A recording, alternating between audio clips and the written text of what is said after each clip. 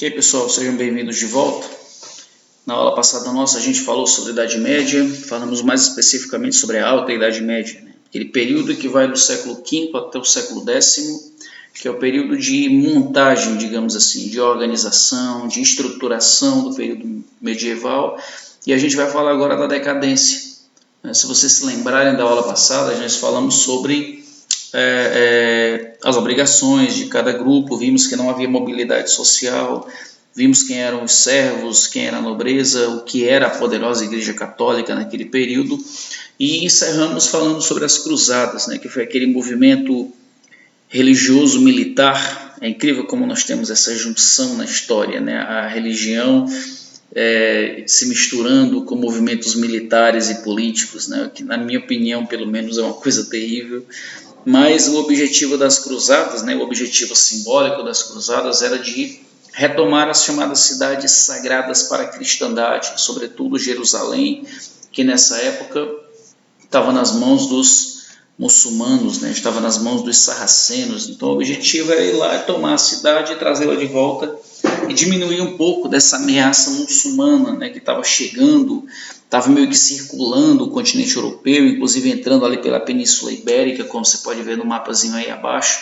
Então essas coisas estavam acontecendo, mas as cruzadas, como nós vimos na aula passada também, elas meio que com o passar do tempo foram mudando seus objetivos, né? Sobretudo a Quarta Cruzada, que foi uma cruzada que desviou a rota lá de Jerusalém e foi para Bizâncio, né? Em busca de rotas comerciais. De repente, conquistar a Cidade Santa já não era o maior objetivo, porque vislumbrou-se a possibilidade de ganhar muito dinheiro com comércio. Então o comércio virou uma tentação maior do que a salvação da alma propriamente dita, certo? Se você olhar por esse mapa, vocês vão ver, aqui é um mapa das cruzadas, mas serve também.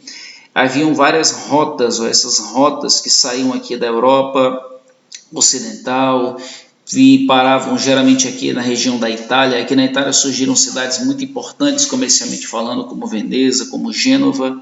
Então eles paravam aqui, elas eram entrepostos militares e depois foram virando entrepostos comerciais e depois seguiam-se, né, para os objetivos, que inicialmente eram religiosos, mas depois foram virando objetivos comerciais.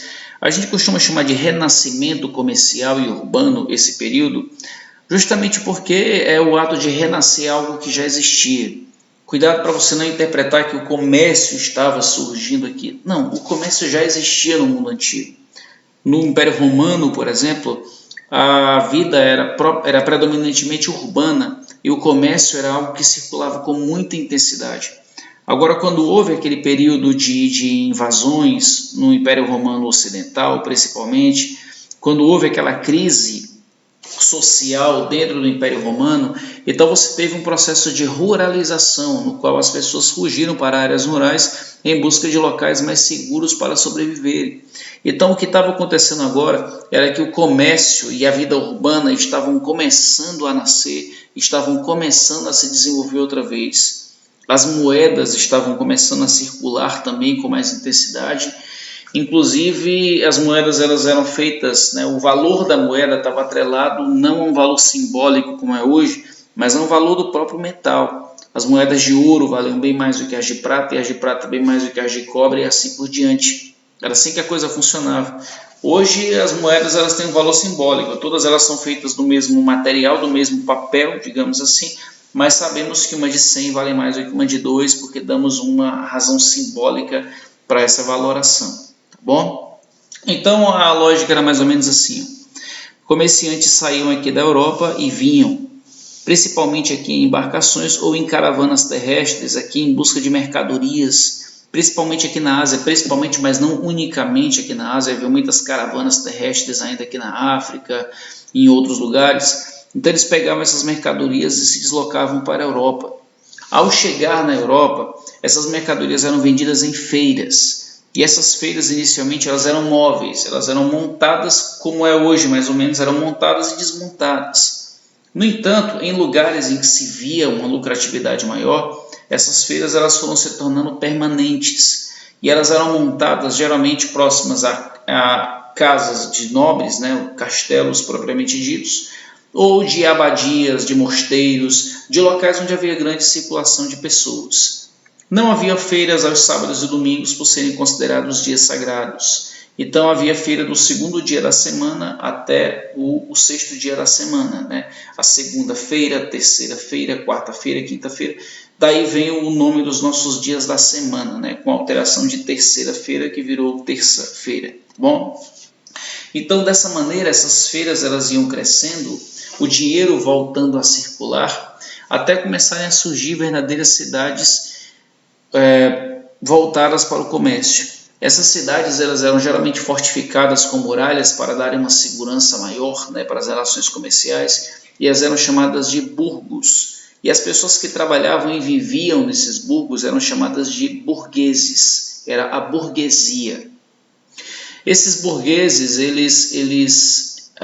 com o passar do tempo, eles foram enriquecendo, mas eles ainda estavam subjugados ao senhor feudal, ao nobre. Então eles ainda pagavam tributos aos senhores feudais. Eles aos poucos foram conquistando essa liberdade, ou de maneira violenta, ou então pagando tributos, né, pagando franquias. Então eles iam conquistando a sua liberdade. Então nessas feiras o comércio ia se tornando mais intenso. Servos cansados da vida difícil que levavam nos feudos começavam a fugir em busca de sobrevivência, de uma vida melhor nesses burgos. Dizia-se inclusive que o ar das cidades ele trazia liberdade, esse é um dito da época. Então aos poucos esses burgos, essas relações comerciais iam se tornando cada vez mais intensas. Uma dificuldade que havia no período era que, ainda que o valor da moeda estivesse atrelado ao metal, mas as moedas eram diferentes, então era difícil você fazer trocas e compras de mercadorias em burgos distantes.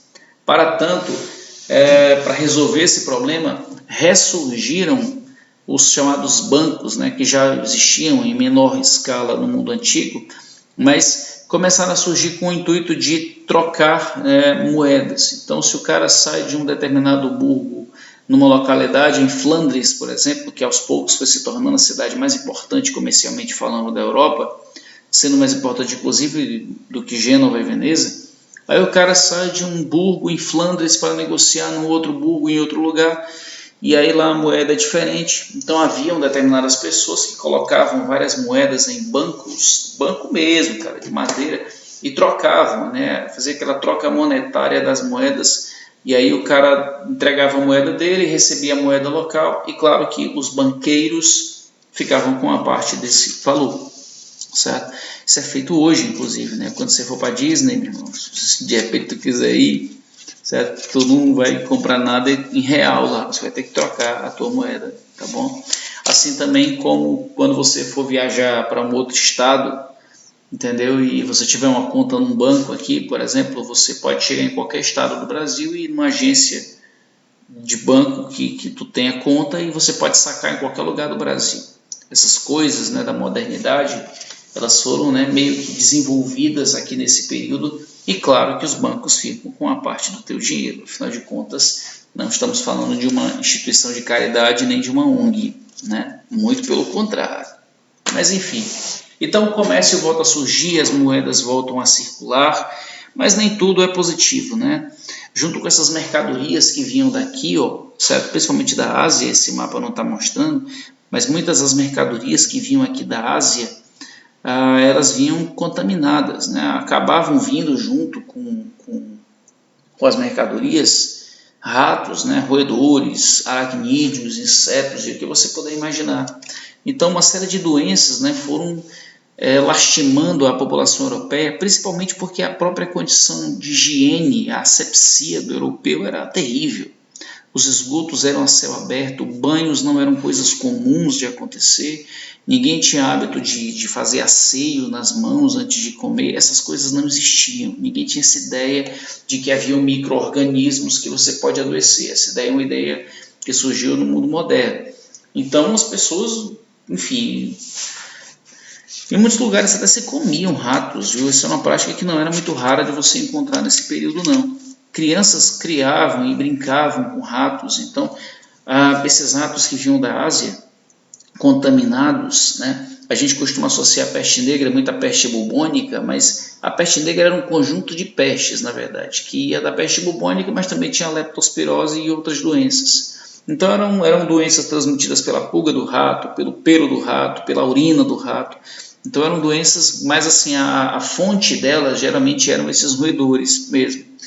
E enfim, e essas doenças elas eram muito letais, elas matavam de maneiras horrendas, né? Então a peste negra, por exemplo, ela ia causando febres, inchaços, bolhas, e a pessoa ia tendo essas bolhas estouradas, né? Causava dores, enlouquecimentos, cheiros desagradáveis. E, enfim, e foram matando, e essa doença foi matando de tal modo que especula-se que 1 em cada 3 europeus tenha morrido nesse período, certo? Covas eram abertas, assim, covas eram abertas, covas comuns, e jogavam os corpos lá dentro e enterravam, ou então queimavam no meio da rua, ou então simplesmente os corpos ficavam apodrecendo no meio da rua, certo? E, enfim, as pessoas começaram a se trancar em suas casas com medo de sair, né, com medo de adoecer. Então essa foi não é à toa que esse período foi associado ao fim dos tempos, viu? A peste negra ela foi muito associada ao Apocalipse, a um castigo divino, a uma insatisfação de Deus para com os homens. Então muitas pessoas recorriam à fé, recorriam à igreja em busca de salvação. Mas esse ato de correr para a igreja acabava facilitando inclusive a proliferação de mais e mais a doença. Então isso complicava muito, certo? A gente entende a mentalidade desse período, né? A gente entende a mentalidade. Estamos, inclusive, hoje vivendo uma pandemia. A gente está falando disso, né? Uma coisa que se deu no século XIV, mas a gente está vivendo hoje uma pandemia.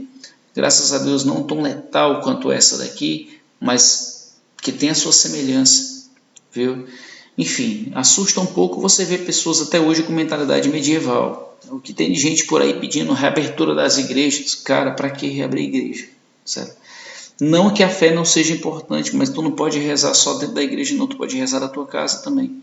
Porque se você for criar aglomerações dentro da igreja, o que vai acontecer é um crescimento exponencial dessa doença, estou falando a nível de hoje, do coronavírus, um crescimento exponencial, ou seja, não podemos hoje, no século XXI, termos a mentalidade do século XIV. Muito importante a gente entender que a nossa mentalidade, ela precisa evoluir, né? Ou deveria evoluir. Não estou falando que a fé não é importante, não me interpretem mal. Apenas, né, temos que ter uma fé com mais responsabilidade, digamos assim. Então foi uma doença associada ao fim dos tempos. Essa doença só começou a diminuir quando alguns intelectuais da época começaram a perceber que onde havia mais ratos havia mais peste. Então eles começaram a não só criar políticas para eliminar os ratos, como também incentivar a população a ter uma asepsia melhor. Com isso, a doença foi se tornando gradativamente mais controlável, certo? Então, assim, a doença foi sendo vencida, mas não foi só uma leva de peste negra, não. Nós tivemos várias levas de peste negra acontecendo no mundo, mas essa, sem dúvida alguma, foi a mais nefasta da qual nós temos conhecimento, tá bom? Os séculos 13 e 14 ainda tiveram outros problemas, né? Você teve, por exemplo, um período de fome muito grande que duraria 2 anos, e por conta do crescimento populacional que se deu de maneira muito intensa, e também pelas formas rudimentares de se produzir alimentos. Não era interessante para o servo produzir muito alimentos, porque ele, além de não ganhar nada com isso, ele ainda seria mais tributado se produzisse mais. Então, você tinha um crescimento em projeção geométrica, proporção geométrica da população, mas o aumento dos alimentos ainda era em progressão aritmética, certo? Então, a fome ela ia se tornando mais intensa, principalmente em períodos em que havia seca, em que os invernos eram mais rigorosos e a neve matava a plantação. Então, você tinha fome se espalhando de maneira muito intensa, certo? Pelo continente europeu. Então, todas essas coisas, você some ainda a uma guerra que se deu entre Inglaterra e França, uma guerra de disputa de sucessão. O rei francês veio a morrer e os parentes mais próximos, um era rei da Inglaterra e o outro era um francês. Essa disputa pela sucessão fez com que o francês chegasse a se tornar, a ser coroado rei, mas a insatisfação do rei inglês fez com que houvesse uma guerra que duraria mais de 100 anos, que oscilou ali entre armistícios e entre uma guerra mais direta, uma guerra mais brutal, mas que a quantidade de mortos e a crise econômica provocada por esse conflito só fazia essa decadência do mundo medieval, né, se tornar mais acelerada. Então você tinha aqui a desestruturação de um modelo que durou nesse período já estava com mais de 600 a 700 anos, mas que estava caminhando para uma decadência inevitável, certo? Esses burgueses iam enriquecendo. Inicialmente, eles começaram a se organizar em agrupamentos, eles formavam guildas, que eram grupos como se fossem cartéis, eram grupos de comerciantes que procuravam criar tabelamentos de preços e também tributações para evitar que comerciantes estrangeiros entrassem e concorressem. Haviam também as chamadas corporações de ofício, que eram oficinas que detinham conhecimento da produção de algumas mercadorias e só eles sabiam fazer. Por exemplo, um móvel desse, uma mesa como essa daqui, havia o mestre que sabia produzir aquilo dali e havia os auxiliares, né, os aprendizes que estavam ali também para aprender, para um dia se tornarem mestres também. E essas corporações de ofício detinham a produção, eram as fábricas do período, não fábrica no sentido pós-revolução industrial, mas eram o setor de produção de mercadorias essas que estavam se tornando mais intensas. Então nós temos aqui uma transição de um modelo feudal para o nascimento de um modelo mercantilista. Certo?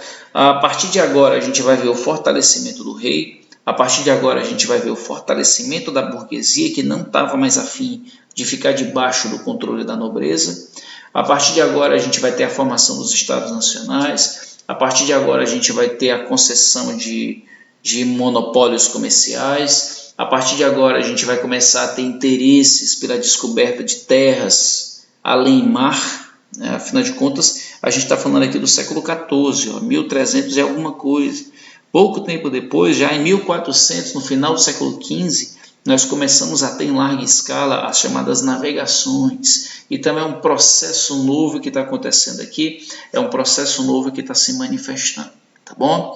Então aqui nós temos a decadência da Idade Média, o enfraquecimento da Igreja Católica, que se tornaria mais intensa ainda com a reforma protestante de Lutero. Estamos aqui vendo um período de transformações que continuaremos acompanhando aí na nossa próxima aula, tá bom? Então valeu pessoal, abraço para vocês, até a próxima, tchau.